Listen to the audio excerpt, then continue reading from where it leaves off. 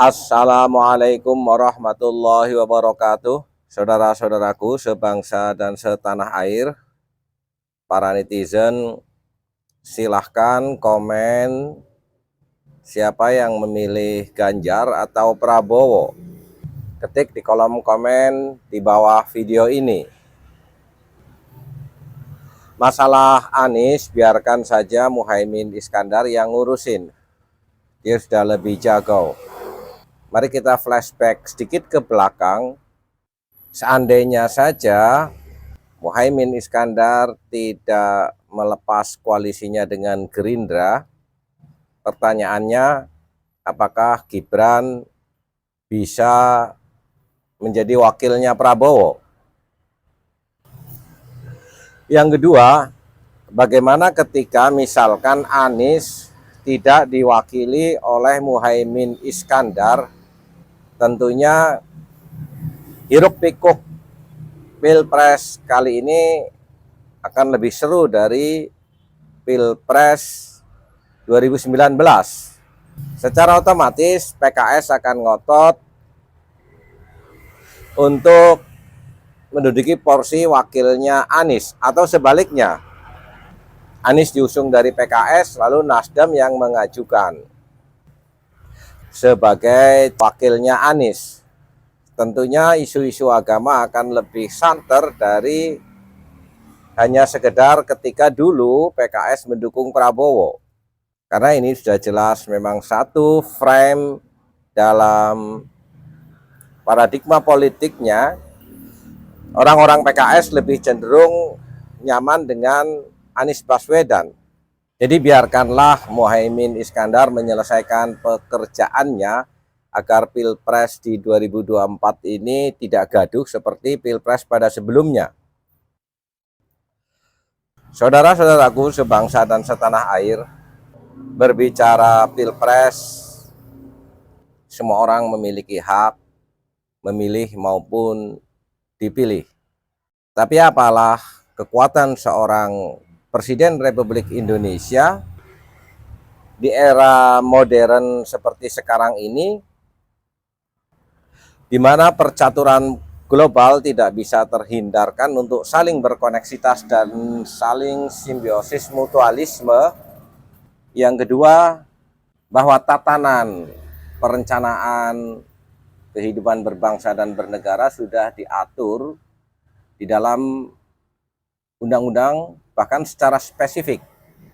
Semuanya tidak bisa akan lepas dari aturan perundang-undangan yang sudah ada. Apabila kita berbicara investasi, maka tengok pula revisi Undang-Undang Investasi tahun 2005 yang dibuat oleh SBY. Maka tatanan itulah yang menjadi landasan dalam proses investasi yang berkembang selama masa-masa ke depan. Jadi kita tidak bisa terlalu banyak mimpi ataupun banyak menyalahkan persoalan-persoalan yang akan terjadi pada hari ini dan yang akan datang tanpa kita menengok perundangan yang sudah ada.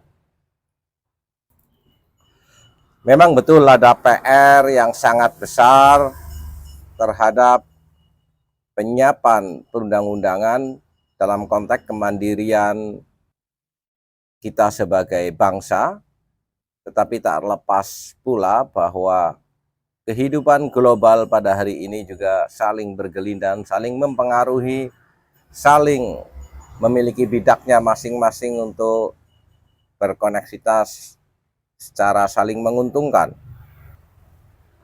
Akan sangat panjang kalau kita hanya berbicara masa depan Indonesia ini dikaitkan dengan siapa yang akan menang. Tapi baiklah, pada hari ini agenda ini harus selesai, harus berjalan dengan baik. Silakan yang mau milih Ganjar maupun Prabowo memberikan komentar dan barangkali sedikit mempromosikan jago Anda. Dan terkait tentang mengapa Gibran harus turun di kancah Pilpres pada hari ini, secara politik kita juga harus bisa melihat pasca Prabowo di Gerindra itu siapa. Apakah Anda akan rela seperti orang Fadlizon atau orang-orang yang selama ini berjubah, berkedok keturunan Nabi Muhammad SAW, melakukan atraksi politik di semua lini, sehingga secara otomatis Prabowo banyak diberi masukan dari kelompok-kelompok dari klan Ba'alawi. Maka di sini Gibran menjadi penting untuk mendampingi Prabowo dan pasca Prabowo di Gerindra. Pada saatnya nanti kita kupas secara detail persoalan ini. Mudah-mudahan kita diberi kesempatan untuk selalu berbicara secara positif dan objektif terhadap persoalan-persoalan kebangsaan yang kita hadapi. Bersiaplah. Walafu minkum. Wassalamualaikum warahmatullahi wabarakatuh.